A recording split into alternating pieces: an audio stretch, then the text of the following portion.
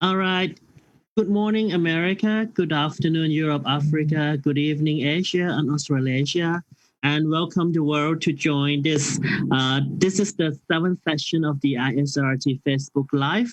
And I am very excited today to introduce you to four speakers who are radiography leadership in radiation protection from around the world. The topic of today's talk will be the role of radiographer and radiological technologists in radiation protection. And we get four speakers from four regions. The first one is Anne Wittmark from Norway, Andre Kajahar from Trinidad and Tobago, Edward Wong from Hong Kong, and Elizabeth Balogan from Nigeria. And we have our ISRT Director of Professional Practice, Stuart Whitley, as our panelist. Let's start with the program. I would like to introduce our first speaker. Ander Wittmark is the Senior Advisor of the Norwegian Radiation and Nuclear Safety Authority, and he has been practiced as a radiographer, but now he turned to be the radiation protection specialist at the Nuclear Safety Authority of Norway. And Anders will share his experience from the perspective of his country. Please welcome Anders Wittmark. Good morning, good afternoon, and good evening, everyone, depending where you are. I will talk about radiation protection seen from an authority view. First, I will give a short overview over the Norwegian Radiation Protection Authority and the Norwegian legislation. I will proceed with an overview on how the radiation protection is organized in Norway and how radiographers have impact on this. The challenges in radiation protection, in my opinion, will be discussed, and I will end up with a short summary. The Norwegian Radiation Protection Authority regulates all use of radiation, including both ionizing and non-ionizing radiation. The part of the medical section dealing with authority business consists for the moment of 3 radiographers, 6 medical physicists, and 1 lawyer. And we are in general specialized in the different areas of medical use. There is also a group working only with radiation therapy, which have a lot of cooperation with the clinical environments. This group consists of 2 radiotherapists, 3 physicists, and 1 consultant physician. Norway is not a part of the European community, so we are not obliged to implement the European Basic Safety Standard. However, in the new legislation and later revisions, the main parts and philosophy has been implemented. The new radiation protection legislation have requirements for radiation protection organization, competence for different health professions, radiation protection officer, diagnostic reference levels, dose monitoring of patients, and much more. For the radiation protection organization, the undertakings must have a central radiation protection officer, and they have usually a contact person in the different fields like nuclear medicine, radiation therapy, and radiology. The requirement was a big step forward with closer contact between the radiation protection authority and the undertakings. Many of the staff involved in the radiation protection organizations are radiographers, and the rest are medical physicists. They are also the contact person for inspections, diagnostic reference levels, and other communication to and from the health trust. Our authority also organizes the annual November meeting, where the authority is responsible for half of the program and the radiation protection officers for the rest. Information are given and mutual questions are discussed. The threshold for contacting the authority is low. The general challenges in radiation protection, in my opinion, is competence, optimization, and justification. The required annual obliged education in radiation protection are usually done as self-education with data programs or education given by the radiation protection officer. The requirement for annual education is especially important outside the radiology departments. Cardiological interventions was previously a black box for us. Only about 50% of the 9 cardiological interventional departments have radiographers, and we had poor contact with them. In an inspection project in 2014, we found that the interest in radiation protection was significantly increased. We assumed there was two main reasons for the increased radiation protection interest. An authority inspection will usually result in an approved radiation protection awareness, and the new knowledge at that time about possible radiation-induced cataract had increased the awareness. Inspection in 2010 to 12 revealed lack of competence for several health professions. We initiated a project about radiation protection in the curriculums for 14 different health professions at 49 different study programs.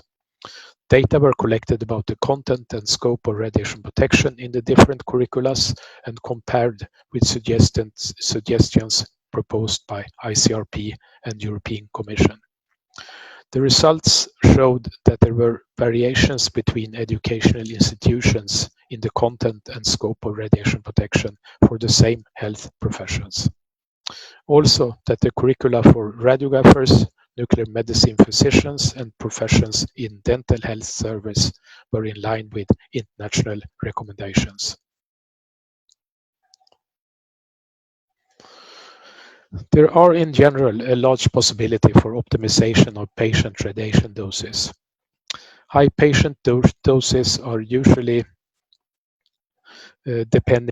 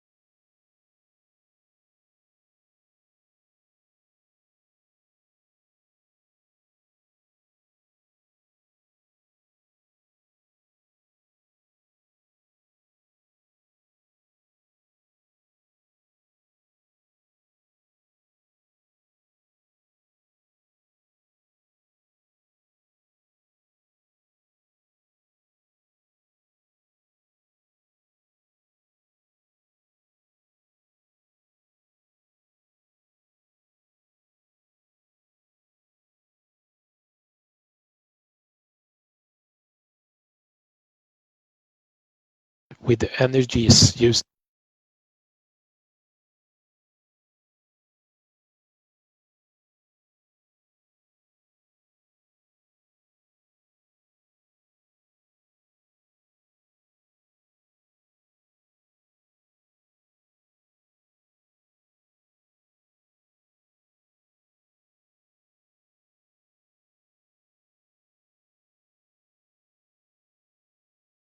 a 1 and 5 years child.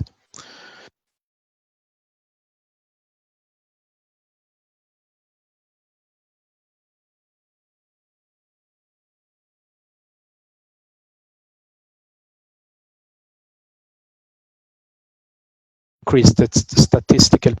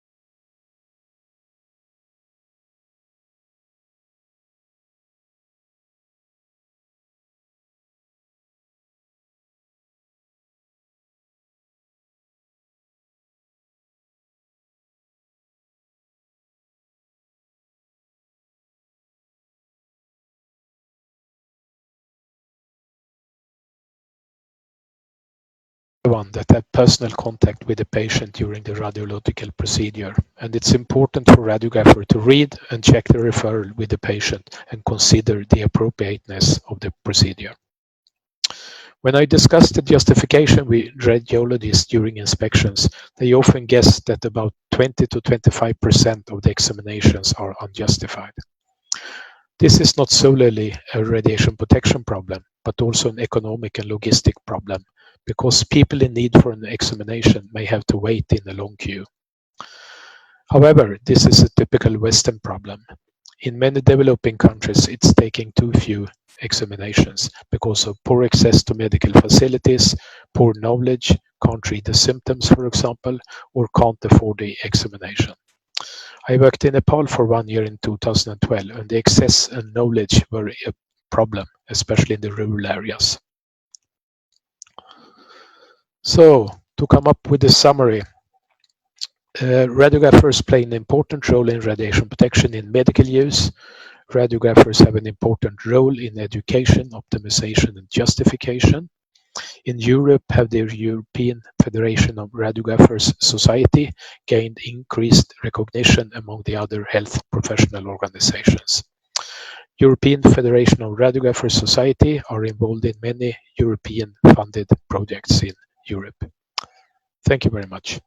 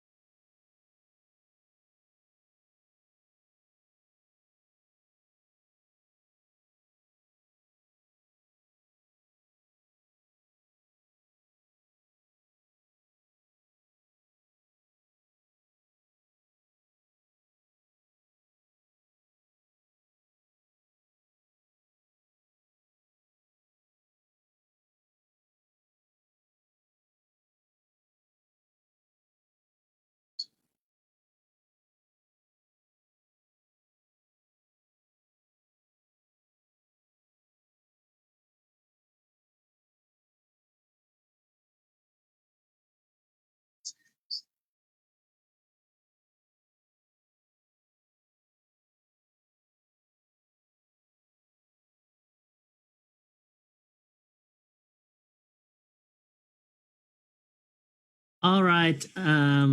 Sorry for the technical difficulty, and we will fix it later. And thank you so much, Anders, for your comprehensive talk. And I note down some of the keyword, which is very interesting in the practice in your country, which is justification, and it's go along with the main theme of the ISRT activity in terms of in the response for bond call for action. Also, we will discuss this during the Q&A session. And for the audience, if you have any questions or comment, you can type the question or the comment on the comment box. It's going to be either below the broadcast screen, or it can be on the right hand side, depending on the system that you use.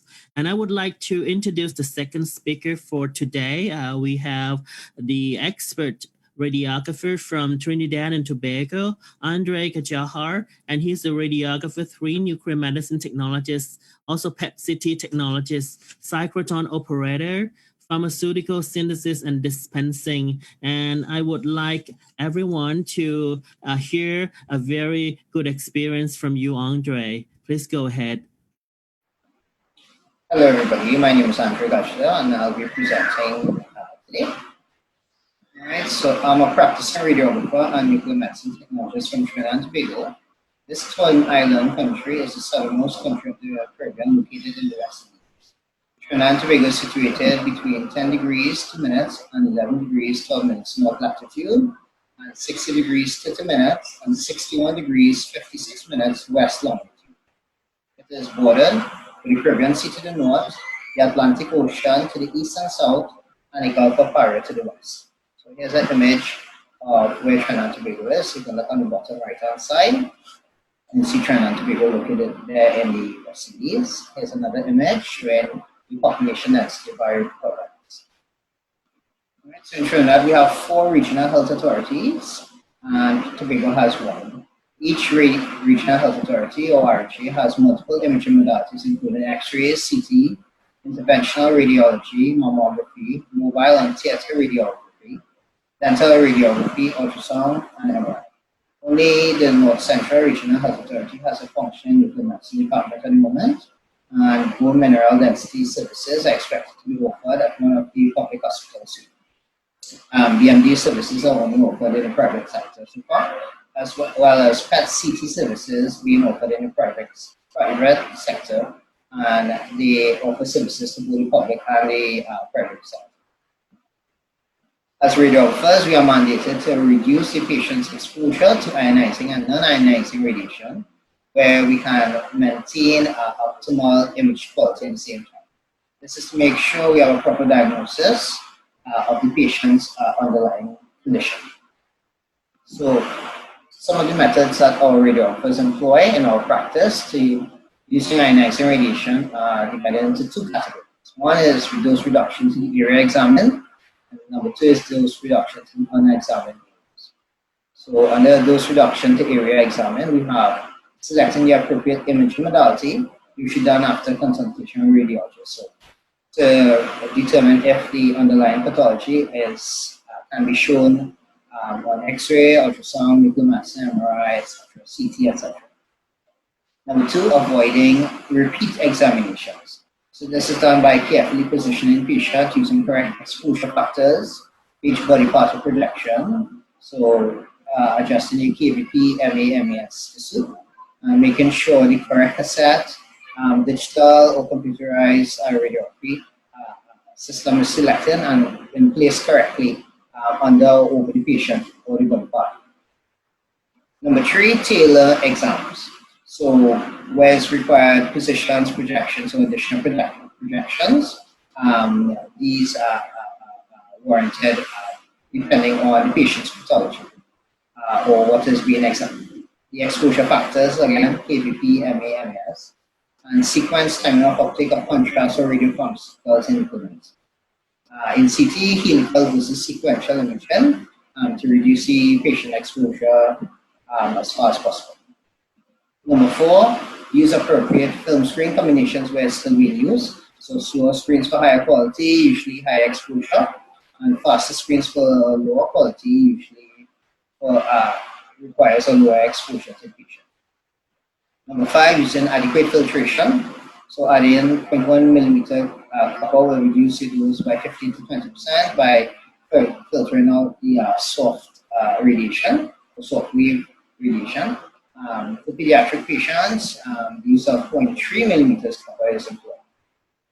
And being aware of dose creep, right, in a digital system, where anywhere between 0.5 and 5 times the exposure values can be compensated for by the CRO-DR system to give you an optimal image quality. So I can reduce the exposure factor by 0.5, and the computer system will be able to give me a good or optimal radiographic image, as well as increasing the exposure factors by as much as 5 times will give me the same optimal radiographic image, but increases the patient's dose. And it's exponentially as well, right? So dose reduction to the unexamined in-ear areas, right? Selecting the appropriate imaging modality again, usually after consultation with the radiologist. I'm using tight collimation, so this reduces the area of the primary beam where it irradiates, reduces the amount of scatter produced, and increases the image quality.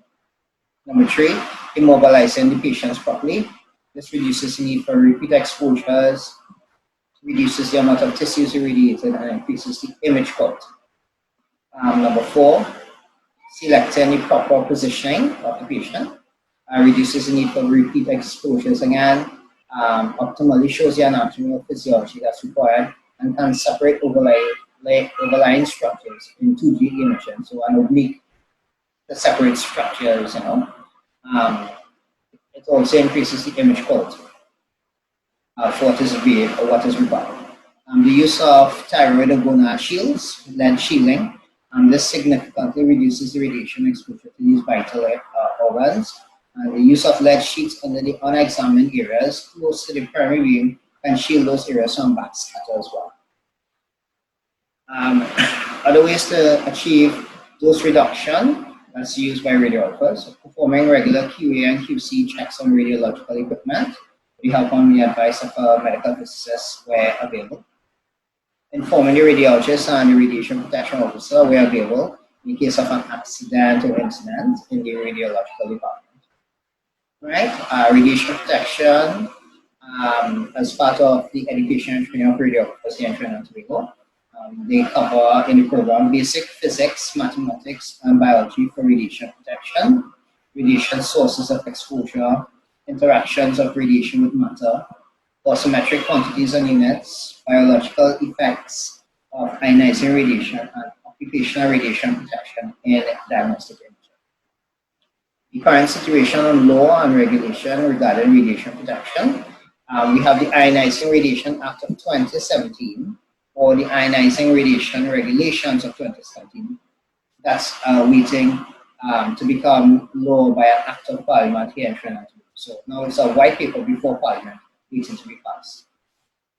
The challenges to performing duties involving radiation protection for the radiographers in diagnostic radiography, interventional radiography, and nuclear medicine. Right?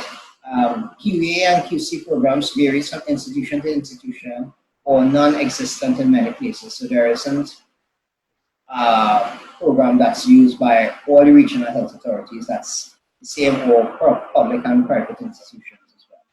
There's a lack of medical physics support in the public and private sector in diagnostic imaging. In radiation therapy, there are a few medical physicists here in Trinidad and Tobago. Right? There are no regulations in place to mandate institutions to implement proper radiation safety practices and protocols at the moment. There is lack of equipment and materials to carry out QA and QC assessments in many hospitals and institutions. There are probably only two medical physicists that have their own equipment to measure radiation. There are a few pieces of equipment in one RHA that can be used in QA and QC protocols as well to measure KVP output, linearity testing, looking for scatter, looking to see if the KVP that you set is what you're actually getting in the machine. There's only one RHA that has equipment like that to be used. And the other RHAs, they don't have any other one. Right. The way forward, the passage of Ionizing Radiation Act of 2017, more medical physics support to ensure correct use of and monitoring of radiation producing equipment, implementation of a CME program, right, or continuous medical education program, where radiation protection courses or topics are highlighted or introduced on a biennial basis. This is to keep afresh in the radiographer's mind the need for radiation protection and to keep abreast with the new techniques that's available. And as well as PAC systems enabled to record patient doses and have this recorded on their medical records regardless of location. So you can go to one RHA and have a radiographic procedure, go to another RHA and be able to pull up that procedure, not only for the images alone for the radiologist, but also to record their radiation doses accurately from place to place. And where the radiographer cannot delete, let's say they may have to repeat an examination, the radiation dose ought to be fixed and they can't delete that from the record altogether. Right, so that's the end of my presentation. Thank you very much for being an appreciative audience and doing.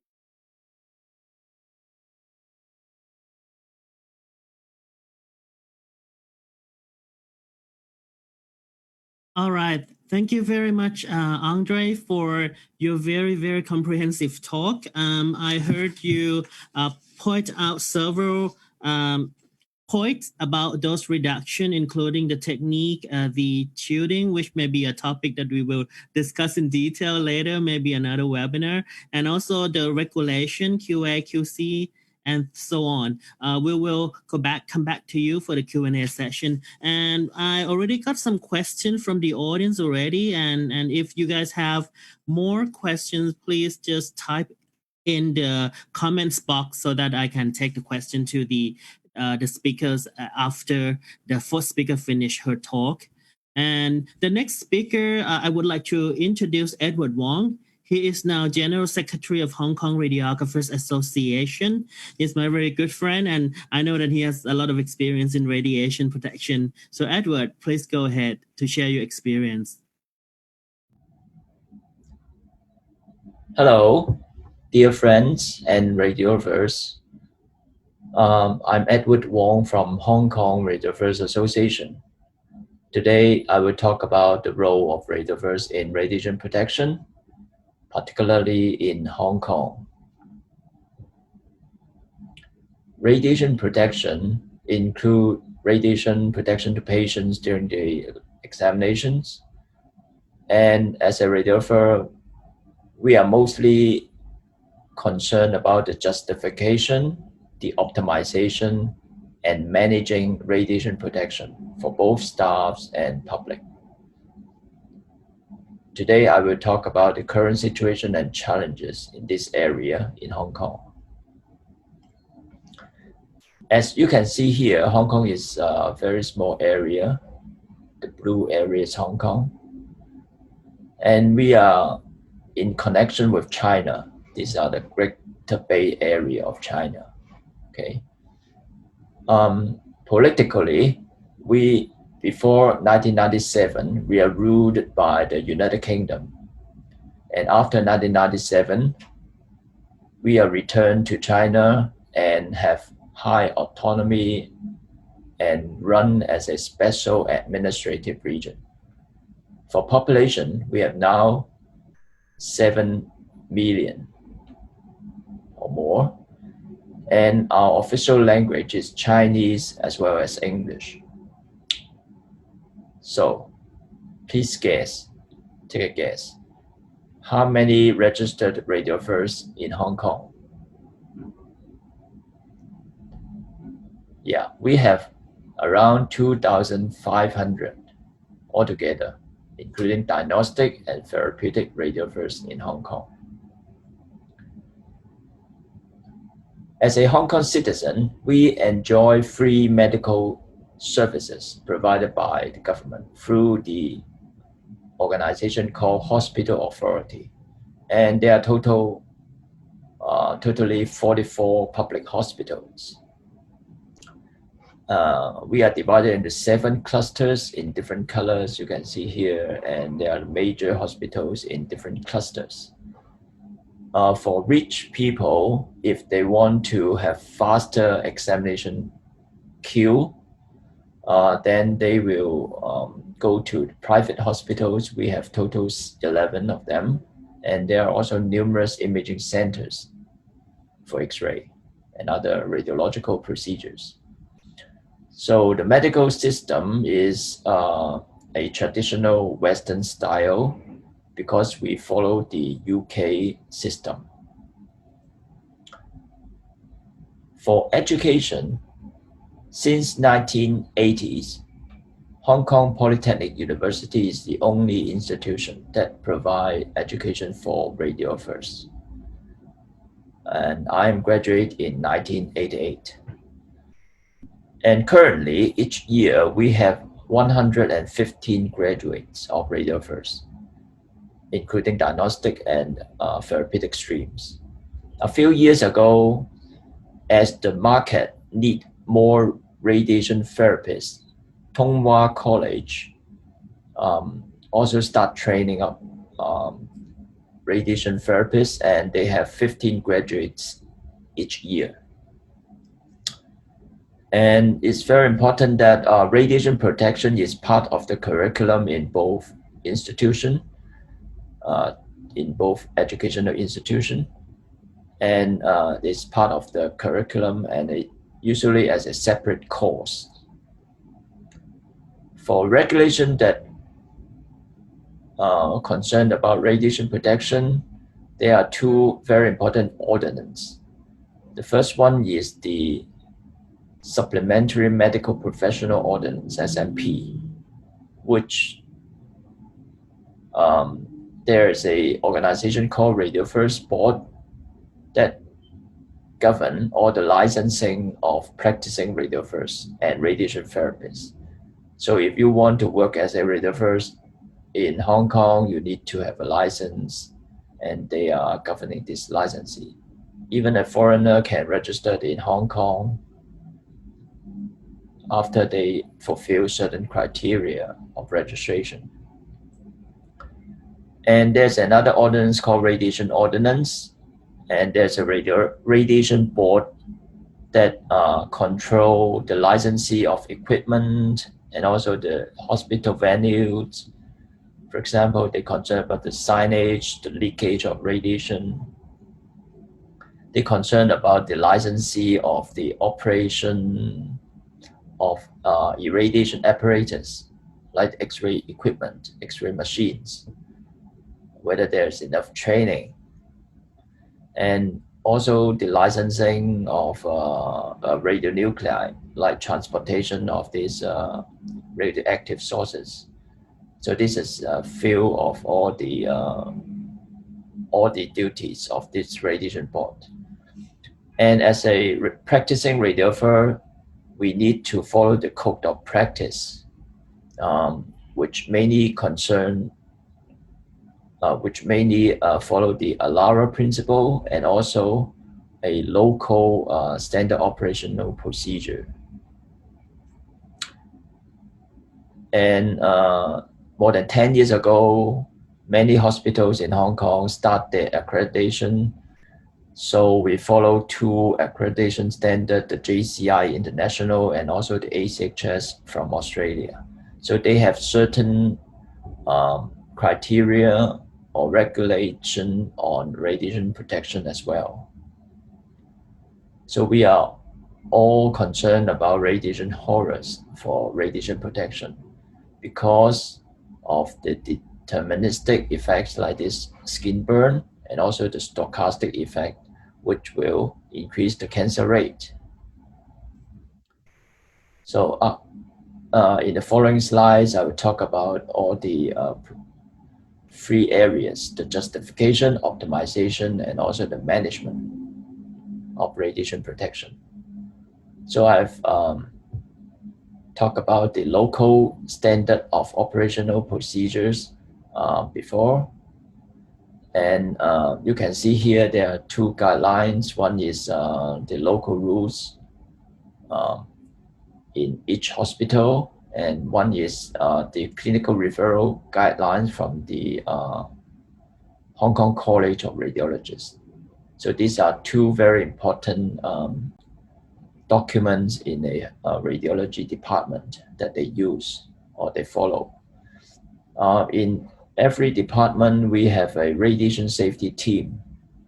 So there's a radiation protection advisor, which advises the whole department on radiation protection and whether they can comply with the radiation regulation, and also try to investigate any incidents, radiation incidents, if that happens. There's only one radiation protection advisor, but there are also numerous radiation protection supervisors, and they are usually radiographers, senior radiographers. Okay, they will design the SOP, they write these local rules, and they will help implementation and also monitor these local rules.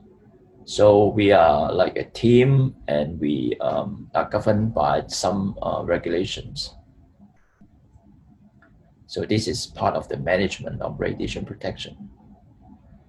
For educational purposes, because patients are always concerned about the radiation, so we have educational pamphlets for them, like these two Chinese pamphlets. They will talk about the radiation dose level of the examinations they are doing, and also what effect will they cause, like cancer risk, etc.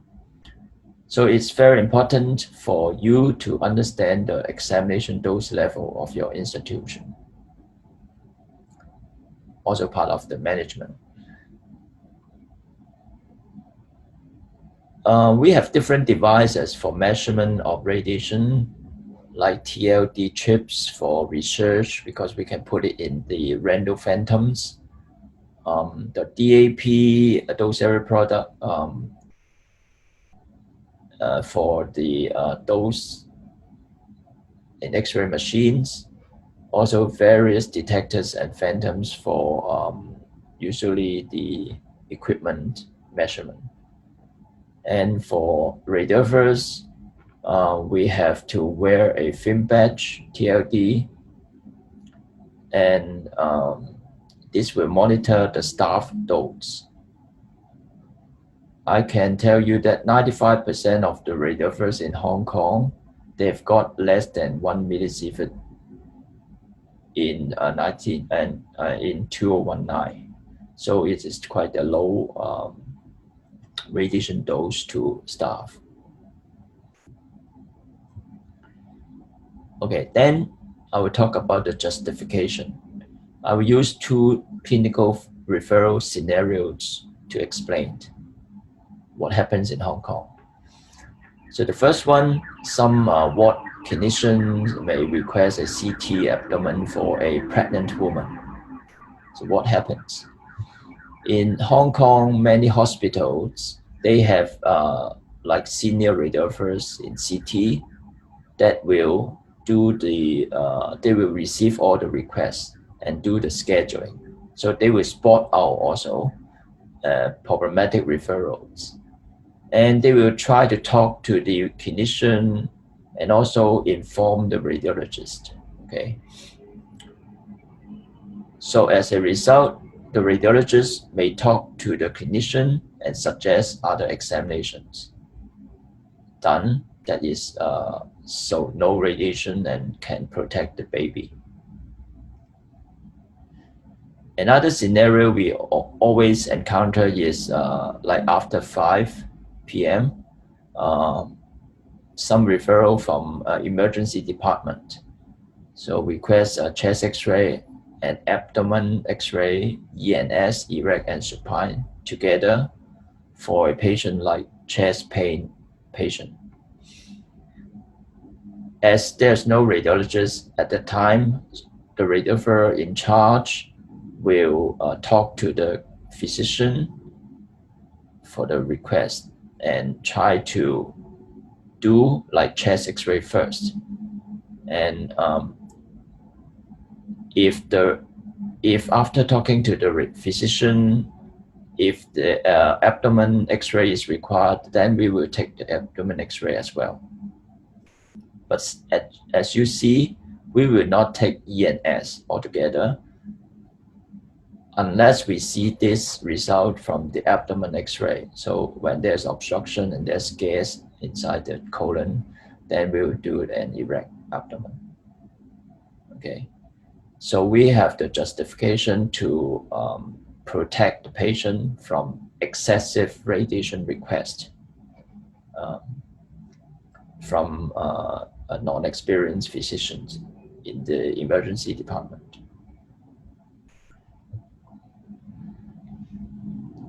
Several years ago, the ICRP have introduced the dose reference level, a methodology to find out the dose level for typical examination. This is important for us because we have adopted that principle or methodology into our annual department plan. And we used the third quartile of dose distribution as the DRL, diagnostic or dose reference level.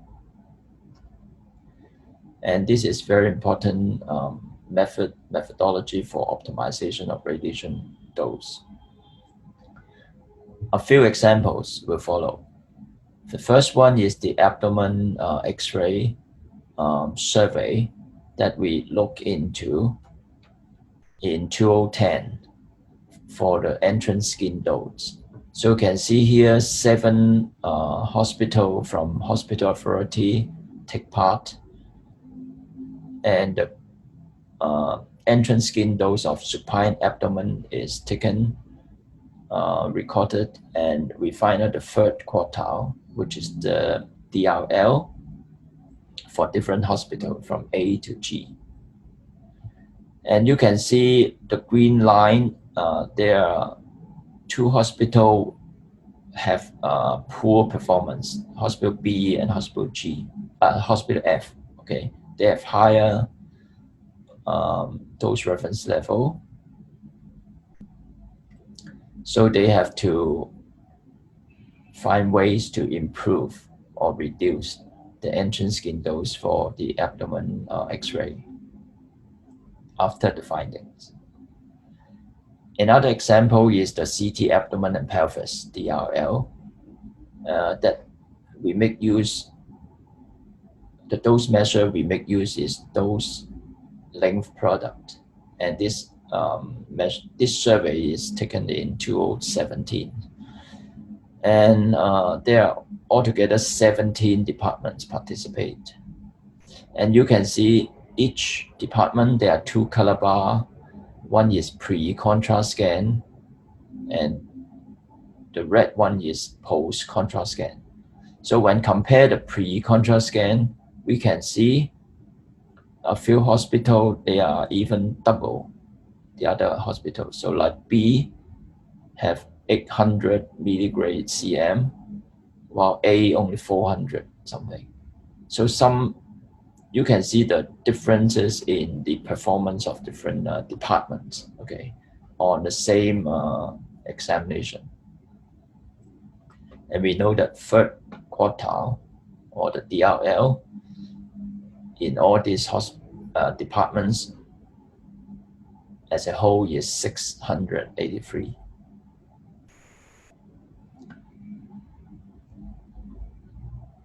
Another example is a survey done in 2018, CT pediatric brain DRL, measuring CTDI volume and also the DLP. So for patients, for trauma patients under 1 year of age, there are 6 departments participate, and we find out the 3rd quartile to be 32.4 milligram for the CTDI. For patients more than 5 years of age, we use DLP, and we find out the differences of different hospitals. So again, we can see some hospital is like double the other one. Okay. So like M is very high when compared with L. So this is a survey done by hospital authority. They invite all the hospitals to participate. And I think in Hong Kong is a bit easier for them because all the hospitals are run by hospital authority. All the public hospitals are run by hospital authority, and they have the same procedure. They have the examination request form. Okay, so they are easier for comparison. And the way forward, we have already discussed about the justification. We have already discussed about the management, and the optimization is the way forward. So we will continuously do this kind of DRL cycle, and we will incorporate this dose monitoring survey into the continuous quality improvement program. So we collect the data. If the data is poor, we do the intervention, we change the parameters, and we collect the data again next year, and we can see the improvement. Okay, this can be done annually. The effectiveness or efficiency of this intervention depends on the efforts and resources, because we need a lot of manpower to do the to extract the data from the machines, and you can purchase some program to help you okay, commercial program to have this dose monitoring. And for hospitals, they need standardization of the dose metrics. So we need to discuss what kind of dose metrics we are using to measure, for measurement, and also the patient age range, the pathology, the protocols we are using as well.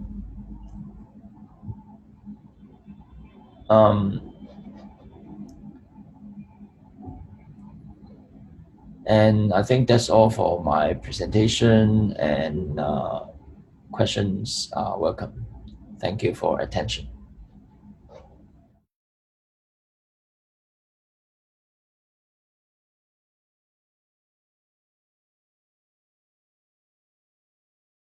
All right, thank you so much, Edward, for your very comprehensive talk. And I take some notes about what you have been talking about, especially what gives me some very interesting thing is the Hong Kong radiographer really put the role of radiographers into the justification. And this is very unique and very interesting. And I will ask you to share more experience later, and also the DRL that you have been taking care of. Let's go ahead and have our fourth speaker representing Africa.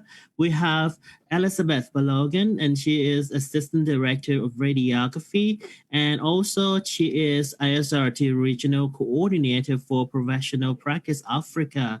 So Elizabeth is from Nigeria, and I would like Elizabeth to share your experience. Please go ahead.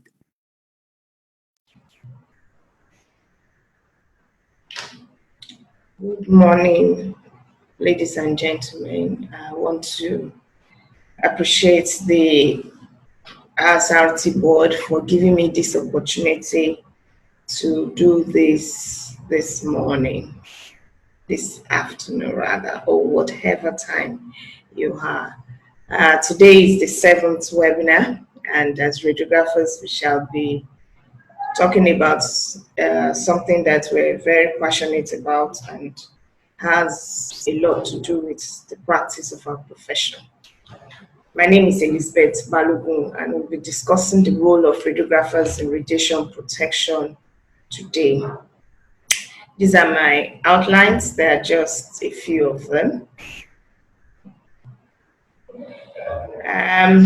I'm an African, and I'm the ISRT Regional Coordinator for Africa. Africa is a huge continent with 54 countries. And the picture that is shared here is how the nuclear regulatory bodies are scattered all over. And from Nigeria. Nigeria is the most populous country in Africa, and a huge market at that. And so the map that is being shared here is the distribution of terrestrial radioactivity in Nigeria. The zone 1 is the northeast area where there's a lot of mining going on. And below is where we have the crude oil being spread in the south-south region of the country. For those who know, crude oil is our major exports and also a source of radiation around here. A radiographer is a person that is trained, certified, or licensed to practice all forms of imaging modalities, including dispensing, ionizing, and non-ionizing radiation for diagnosis and treatment of disease when required or requested.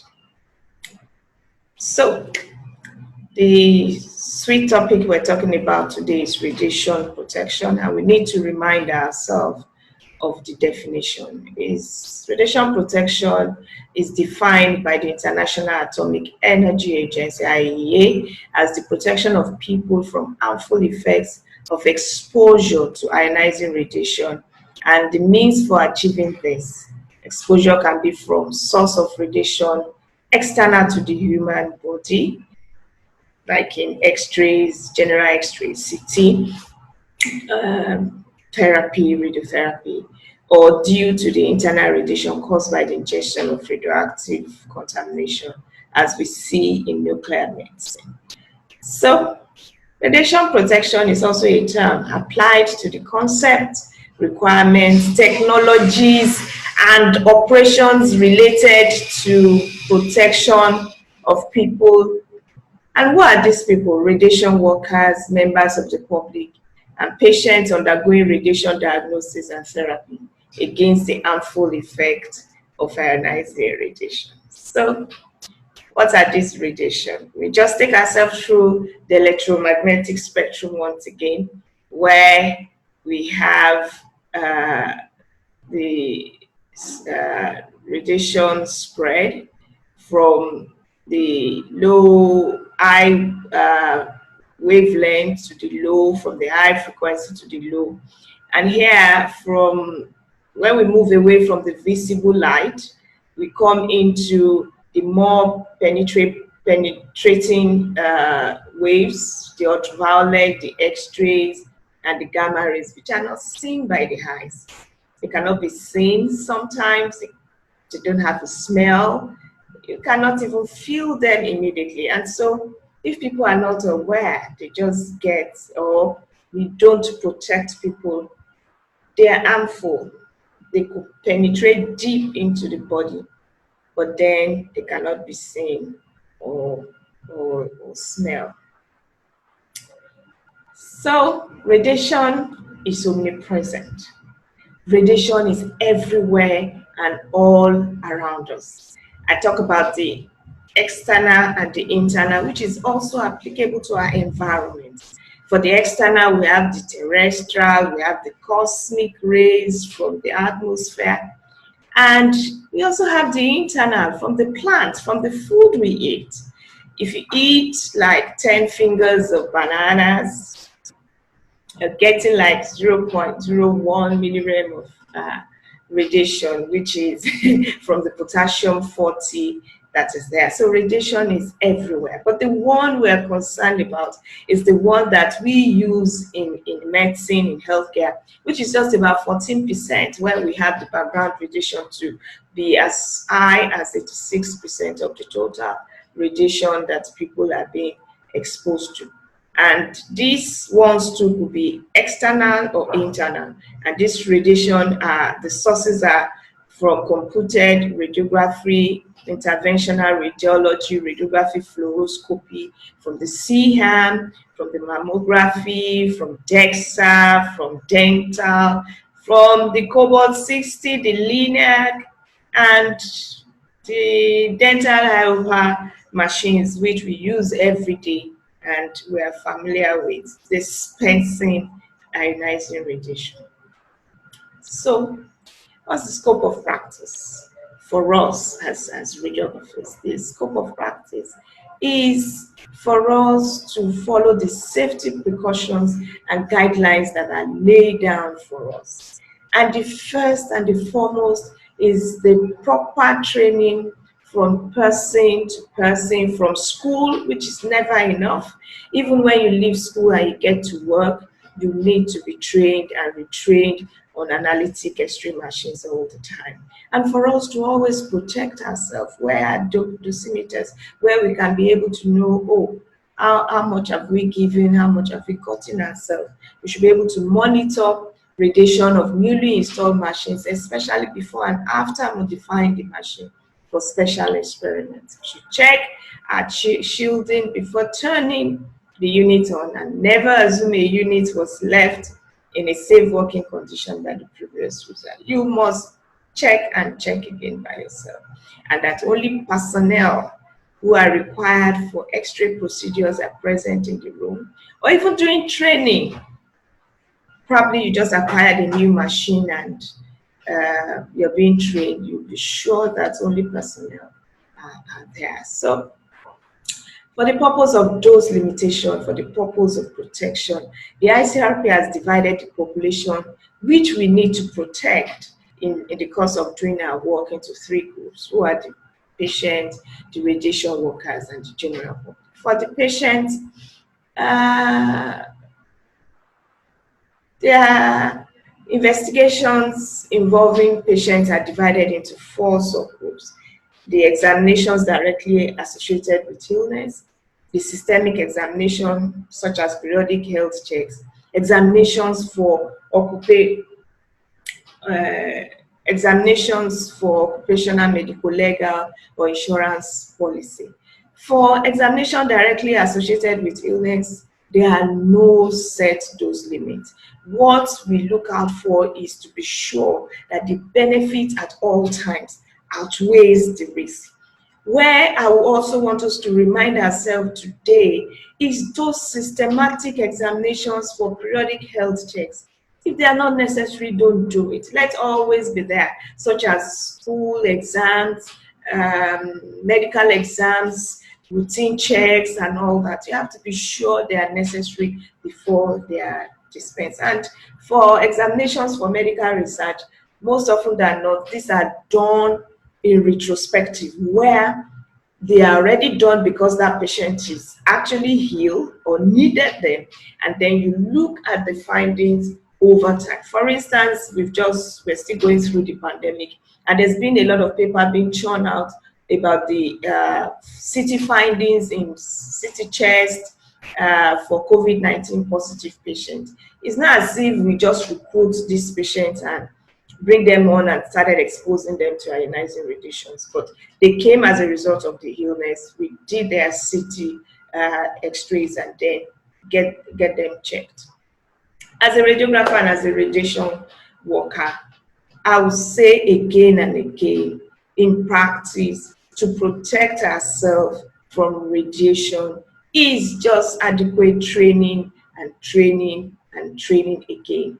For us, there's a classification: classified workers, non-classified workers. Classified workers are those who are likely to receive 6 millisievert effective dose per annum. And so if you fall into that, you are a classified worker, and the protection should be higher.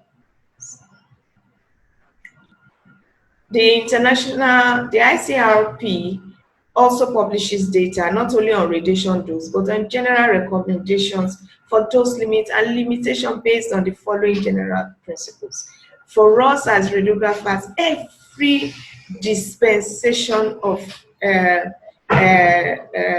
X-rays must have a justification. That is, no practice shall be adopted unless its introduction produces a positive net benefit.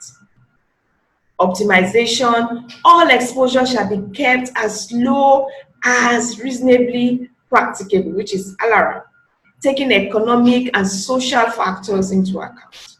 And then limitation: the dose equivalent to individuals shall not exceed the limits recommended by the ISRAP. And if at the point you suspect, then they must stop work or they must be withdrawn from that place.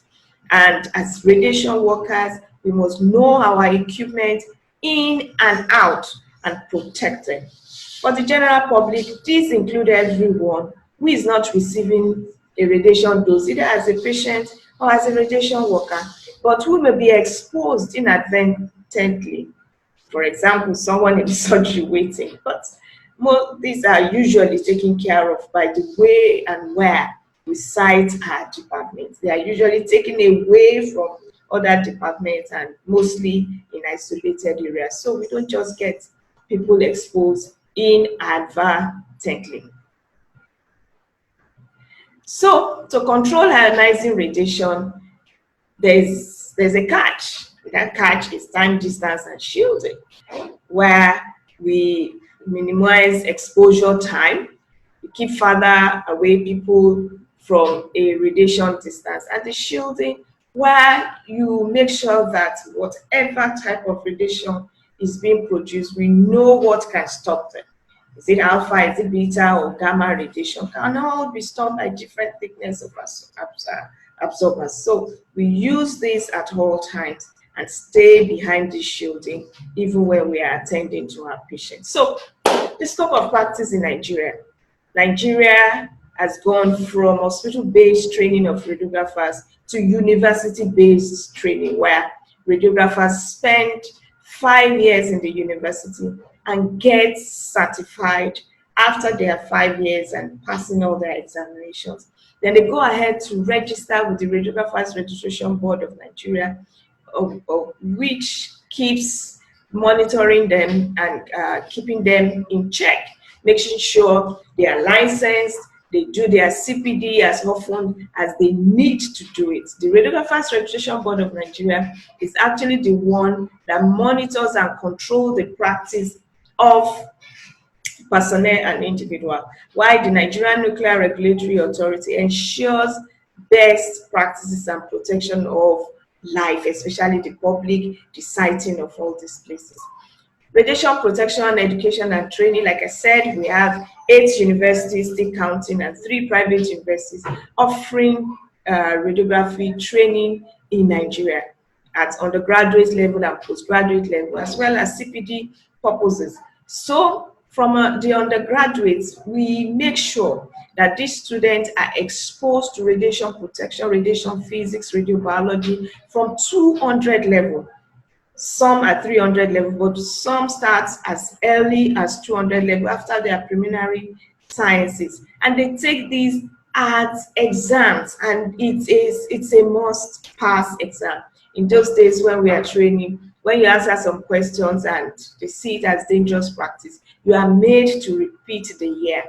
At postgraduate level, as I speak to us, we have 2 professors who did their first degree in radiography and has gone on to do their master's and PhD in radiation protection, radiation physics, and they are masters in what they do. And we're blessed to have them with us.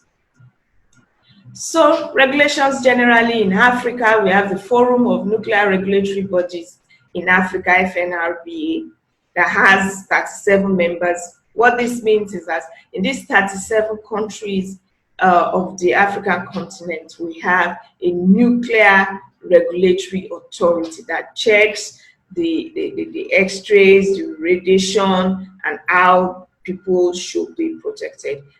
Togo is the newest on board, as the Assembly of Togolese adopted the radiation law just June this year. I would say congratulations to Togo, and they are welcome. We also have the AfroSafe, which is African campaign against excessive radiation.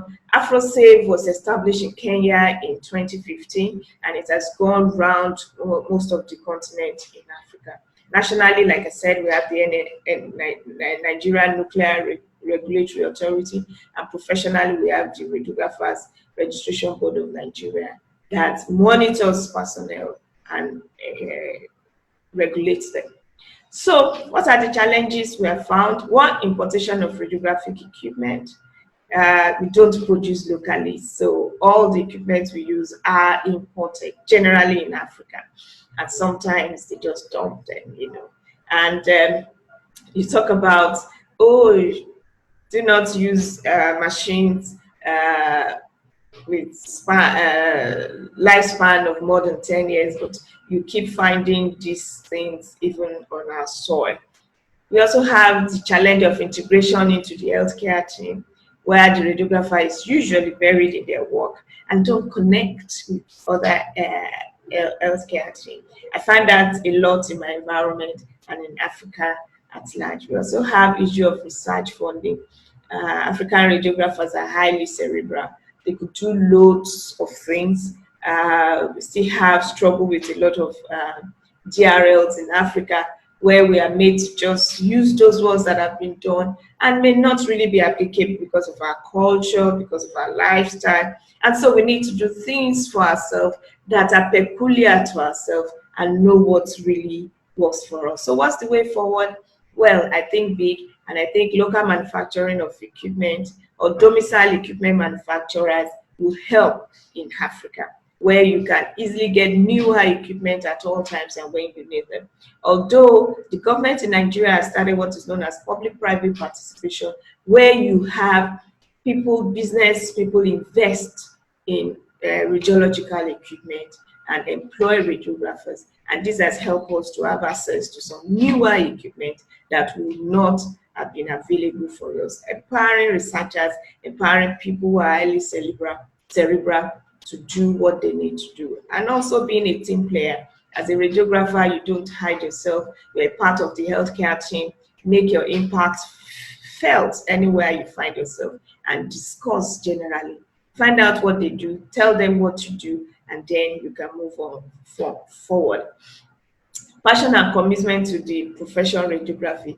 This is the campaign, and that's why places like ISRT is here so that we all can come together and share this passion, share this vision, and know that we have not come to the wrong profession.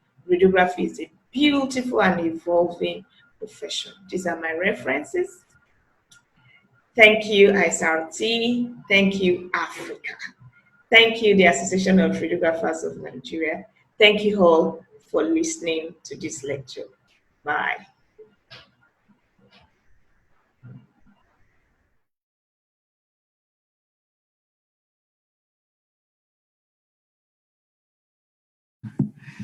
Thank you so much, Elizabeth, for your talk. And I heard a very good news from you that many countries in Africa start to have legislation in regards to radiation protection. And especially today from the comments box, I saw a lot of questions and comments from our African colleague. And I will come back to you for the Q&A session later. And at this stage, I would like to read some comments first so that the panelists here can hear what has the audience just said. First one, we got a comment from Karen Makaya, members from DRC from Africa. She said that the African country need a backup from ISRT to deal with radiation protection. And of course, we are with you. And then I will pass this to Stuart Whitley, our Director of Professional Practice, to give a response to this later in a little bit. And also we have a comment from Malawi, from Peter Muller. He said that competence is a challenge as no supervision from Radiation Protection Authority.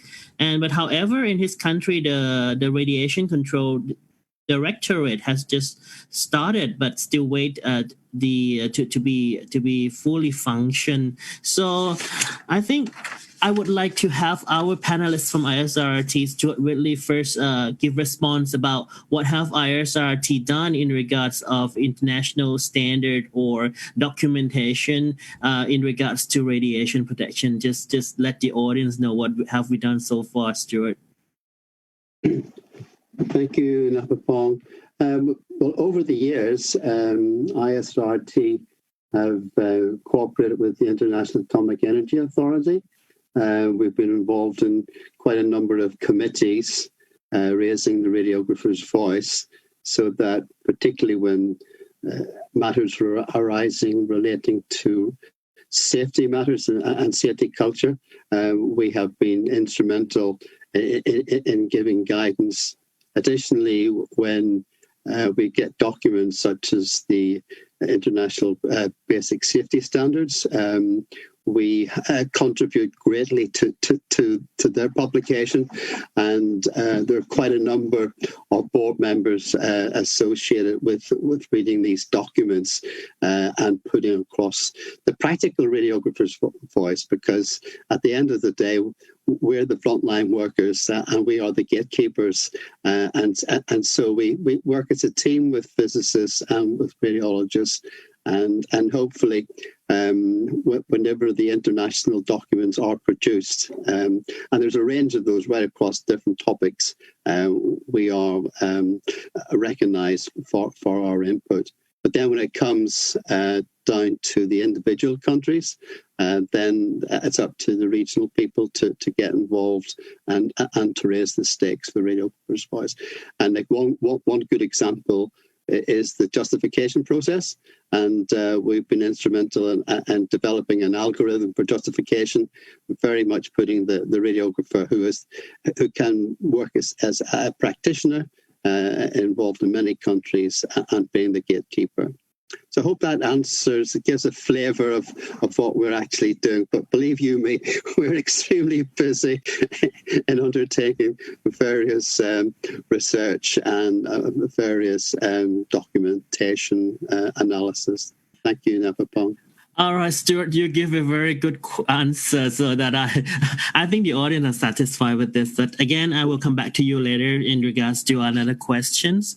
Let me have a question from the audience. The first one from Mr. Humphrey. The question is QA/QC that from the department that has 100 patients a day. How often can QA/QC be done? And this question goes directly to Andre. Andre, you want to give response to this? Sure. Well, the QA and QC procedures normally is done every 6 months. If it's an X-ray machine, if it's CT, if it's a gamma camera, normally it's done every 6 months. But like with respect to the gamma camera, we have daily and weekly QCs and QA procedures that needs to be done. X-ray machines for linearity and output, and so every 6 months is normally recommended. Then you continue working in the department. If there are any change or the CT unit, or if any work was done, the room, the doors, etc., then you have to repeat the QC and QA procedure much in a shorter interval. Just to make sure there is no leakage from the room. The output of the machine is within standards as well. All right, thank you for your answer. I think this question can go around to the panelists today. And as the authority, I know that practice varies from country to another. We run the QA/QC webinar before, and it just depends on where you practice. So I would like to hear from Anders as the authority. What is the common practice in your area in regards to QA/QC from radiographer? Yeah, they should have a system for QA/QC, and I also think it's also depending on what type of equipment. Because you hear me? Andrew, can you put the microphone down? Yeah. Yeah, we have a regulation that require that they should have a system for QA and QC, and I also think it's a bit dependent on what type of equipment. For example, if you have a mammography with a film screen developer, you have to check the developer each day. But other equipment. Usually for CT, you have a simple control every day or every week with a water phantom or something like that. So I think it's a bit depending on what type of equipment and things, how often you should do it. All right. Yeah, we have discussed about this in the previous episode. It just depends on the practice and depends on the instrument that we use. So I think, again, this episode is mainly focused on radiation protection, but QA/QC, if you do that, it prevents the practice from keep repeating the exam from failure from the machine, and then we at the end protect have the radiation safety to the patient. So just quick questions to Edward Wong. What is the situation in Hong Kong in regards to the QA/QC for radiographer? Yeah, it depends on what type of machines or what type of services we are doing. So some of them we will run like daily QA/QC, like for CT to check for like artifacts, if the CT quality is good using the water phantom. Okay. But for if we replace the CT X-ray tube, then we will need the medical physicist to help us to do the QA afterwards. So it depends on we have strict guidelines on what kind of QA/QC we can do. All right, thank you. I think that's pretty much, it depends on the practice from one place to another. And let us hear from Elizabeth. What is the practice in your country or your region? Well, thank you very much. Like I have said, it depends on if the radiographer handling the machine is empowered and trained in radiation protection. There are some simple things that can be done, some that are daily. For instance, for DEXA and CT, you need to do some simple work, some QC every day. But for others, may need to train the maintenance team or the engineers, the environmental engineers to check. And for the ones in my environment, that's where the challenge is, when you have to escalate your problems. Like I said, we don't produce these machines and we don't have that's domiciled in Nigeria. You may need to enter the logbook and wait while it may lead to abandoned machines for that period. Aside from that, for a couple of places where practice is good enough, yeah, the radiographer does the bit and then escalate when it needs to be done. Thank you. All right, Elizabeth. I have another question from Aruna from India, and I think this one can lead us to some of the important topic like justification. The question was, is it right to give an appointment to a patient for X-rays, CT, and mammogram on the same day? So let's go to Anders first. What do you think?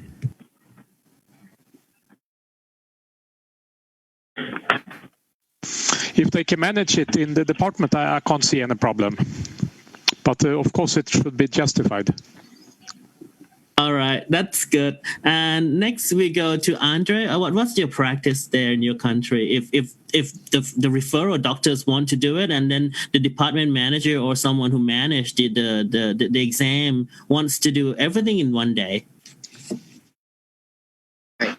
Well, from our experience in Trinidad, in the private sector, they will do all the procedures in one day once it's justified. Right, in the public sector now, they try to stagger it. So they may do the mammogram first, right? The CT later on in the evening or the next day, right?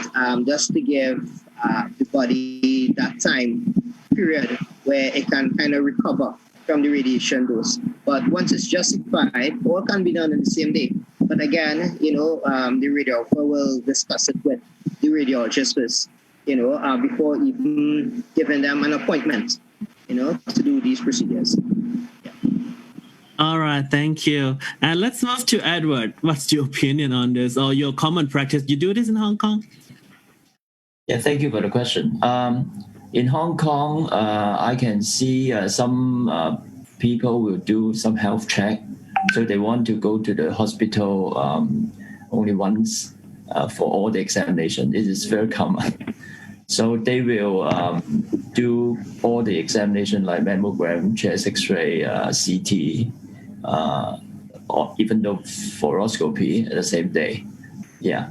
However, it depends. Nowadays, the radiologist may consider the dose in a certain period, like 6 months. So if the patient do high dose examinations in a very short period of time, they will try to calculate the dose, cumulative dose in that short period of time. If it exceeds 100 millisievert. Okay. Okay. Yes. Yeah. Thank you. Oops. Thank you, Edward. I hear a lot about this. Even in the current practice, it's like 100 millisievert, and all of a sudden it's come to us. So I don't know how uniform in terms of practice we are doing at the moment. But I think we have to figure out, and then maybe it's gonna be a good topic to talk like when we start doing those monitoring in our practice. And Elizabeth, do you have any feedback on this? Like, in your country, what would you do? Would you do like X-ray, CT, and mammo on the same day for a woman?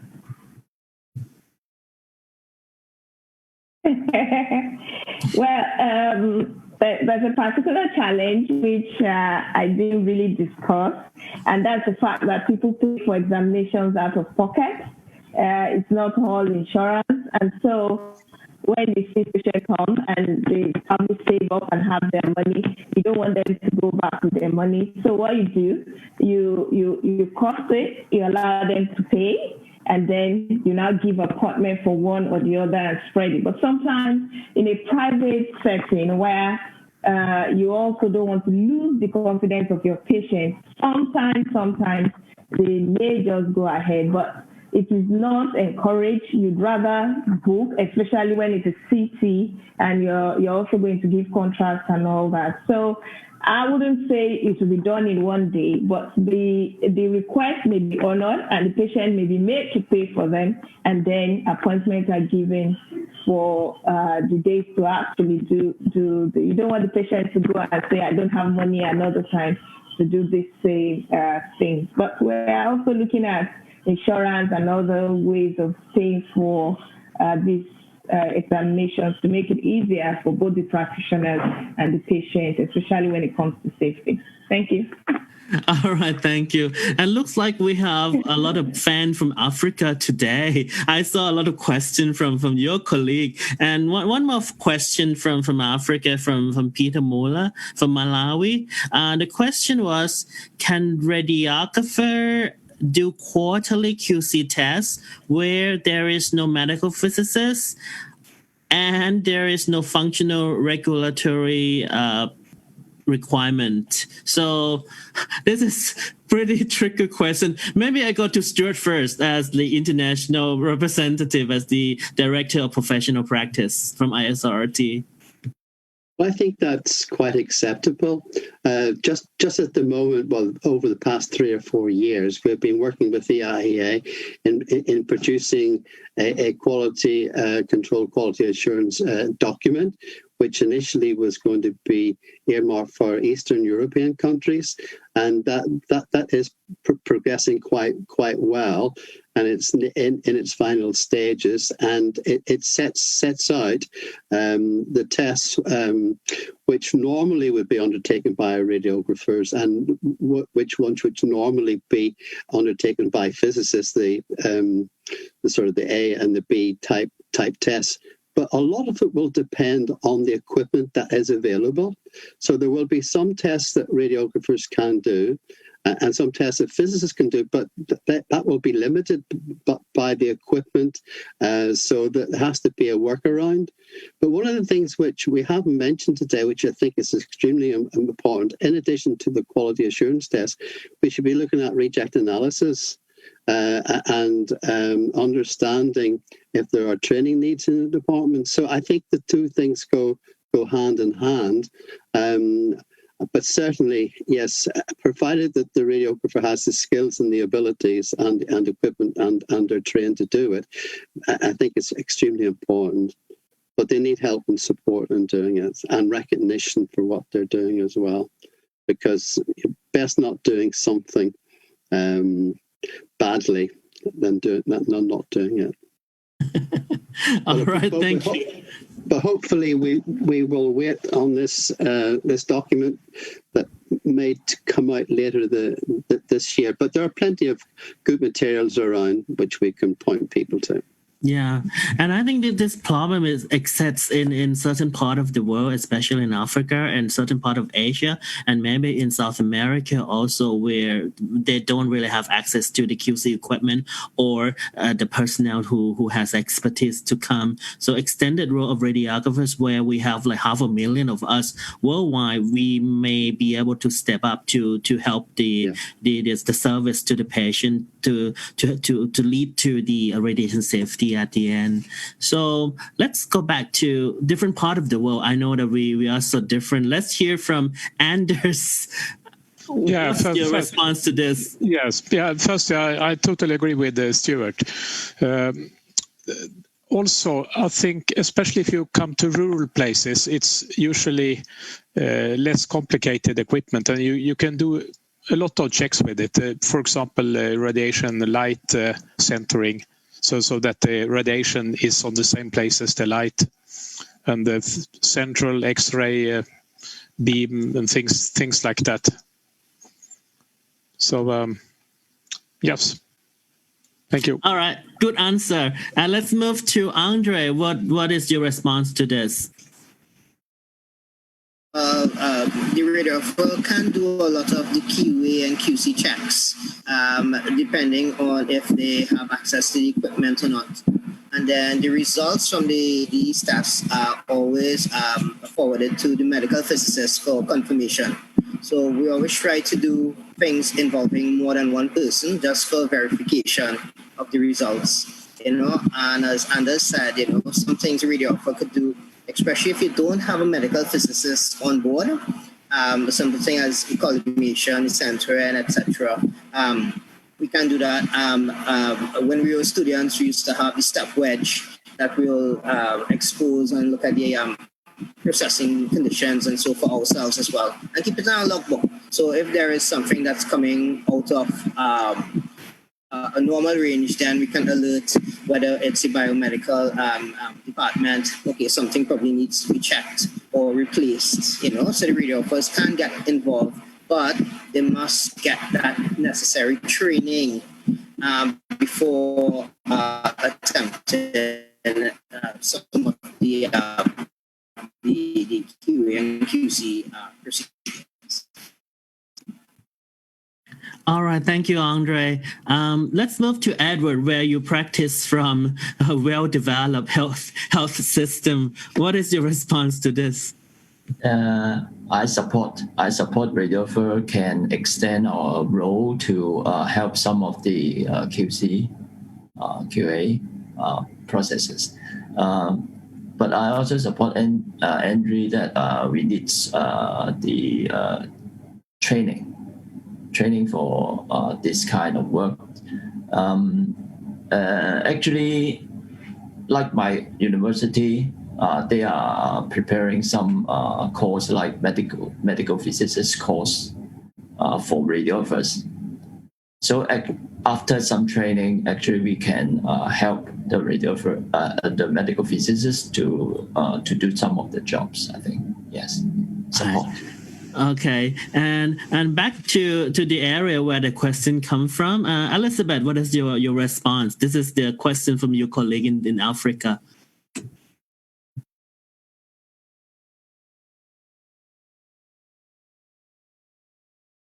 Elizabeth, are you with us? Yes, I'm with you now, Pompong. Thank you. It's a role extension that has been tried and tested for radiographers in this part of the world. For instance, in Nigeria, there's a CPD on radiation protection, and over the years, the statistics shows that radiographers are always topping the class because it's a class of radiation physicists and all other professionals. I also remember in one of the made this observation while working with Stuart recently on a particular document where I made an observation that most radiation advisors or experts are not on the employment of the hospital. They serve as consultants who are brought in to escalate issues. So most times it's not as if they are readily available in the hospital. So for the radiographer who is trained, and the radiation protection officer for that hospital can surely do some things before escalating and calling in the the regulatory bodies come in with their own equipment to check, but you don't want them actually in and be sure that even when they come to check, they check and get the right thing to do. So it's a role extension that is not bad for that people. It's just that we must do it well and must be trained for it. And when it is not right, you can just escalate and let the experts do what is needed to be done. Thank you, Nakapon. All right. What a night. We have a great time today, and with you four of you guys and the panelists. Before we close the program for today, I would like to hear a final word, like short word from you all regarding role of the profession in radiation protection. What would you like to see? Let's start from Anders. That was not an easy question, but I think the the last 10, 15 years have seen developing in the role of the radio.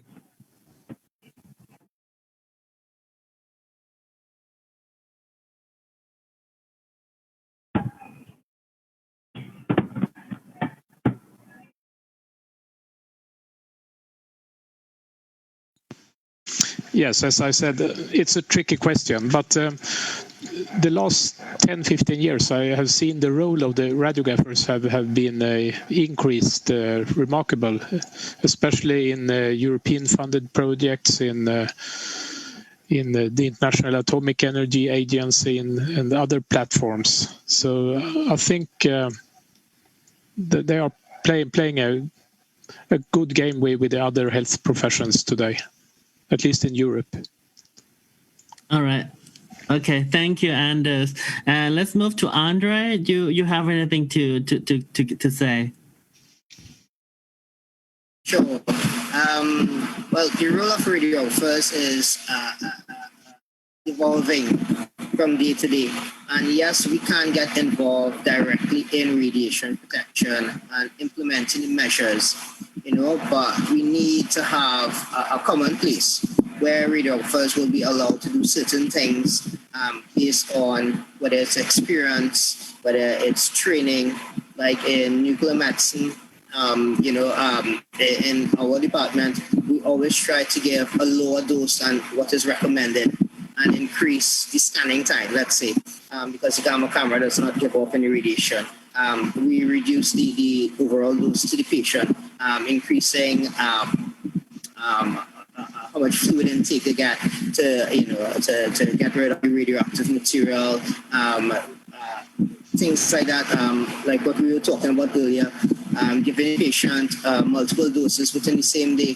We look at what the patient may have done before within the last year to see, okay, well, listen, is this justified to give them it now or within a few months, depending on the pathology? The radiographer can get involved in these things once they have the experience and or the training necessary to make that judgment call, or to help the patient get the minimal dose that's really required and get the best diagnostic information for them and their doctors.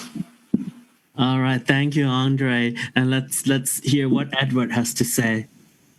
I have mentioned about the optimization, and I think radiographers can play a very important role in doing so. Like monitoring the dose, and if I can see one question for me is what happens if you find a very high DRL? So we as a radiographer, we will try to find out the reason. Is it due to a outdated protocol? Is it like the machine is too old?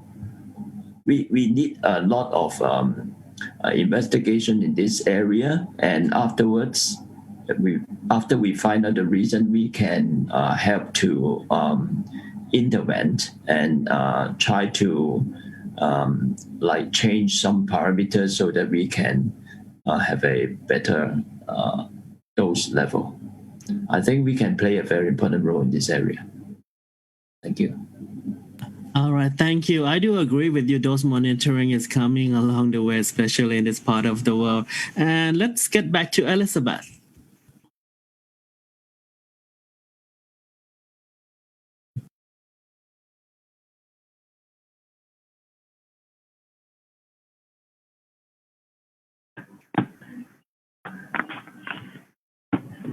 All right.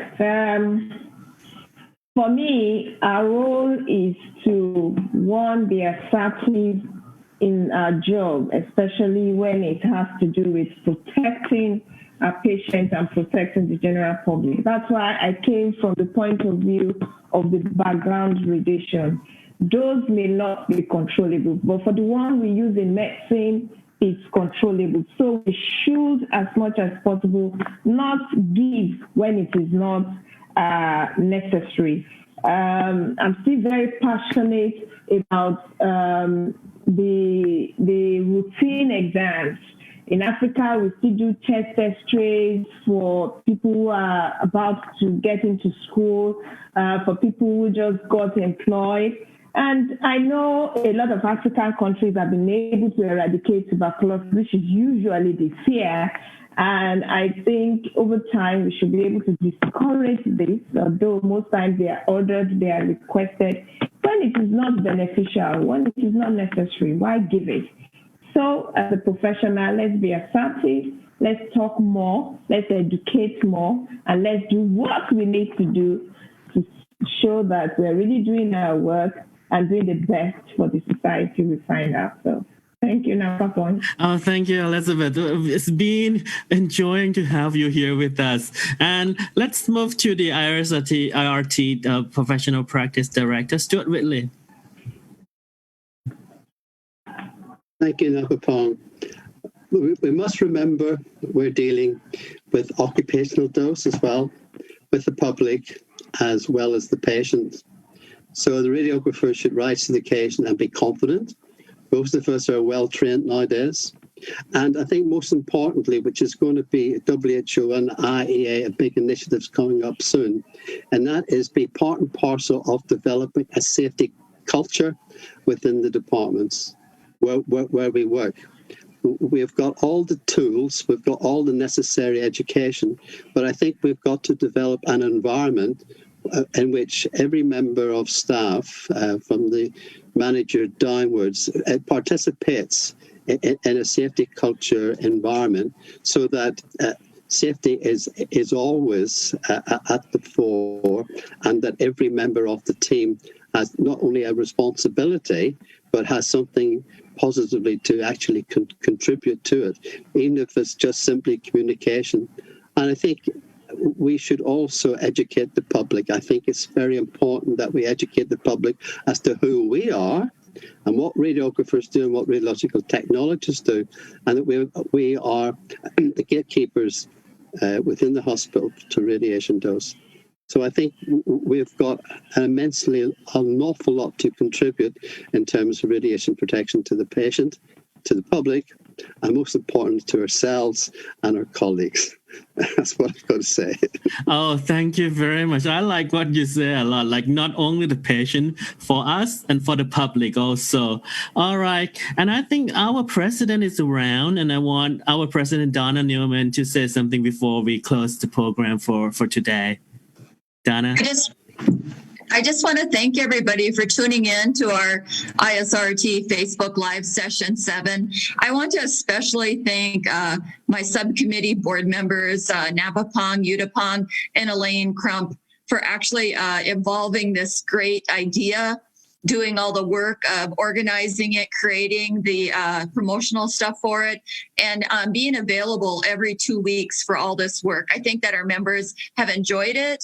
And I also want to thank our speakers that have come on as experts around the world. Without you guys, we would not be able to do this networking and collaborating. And we hope that you are enjoying this project that the ISRT is providing for its members around the world. And we will continue to do this as long as it is viable to our members. So thank you very much. Have a great day. And we look forward to seeing you all in another 2 weeks. Thank you. Bye-bye. Kappa, you're muted. Oops. All right. Thank you, Donna. Sorry for the technical difficulty again. I would like again to thank all the speakers and also the panelists, Stuart Whitley, and I hope that all the audience enjoyed the program. If you have any comments, please leave on the comments box in case you want us to do some other topics of interest. And again, you have a nice morning, nice afternoon, nice evening, and goodbye. Bye. Bye-bye. Bye. Thank you.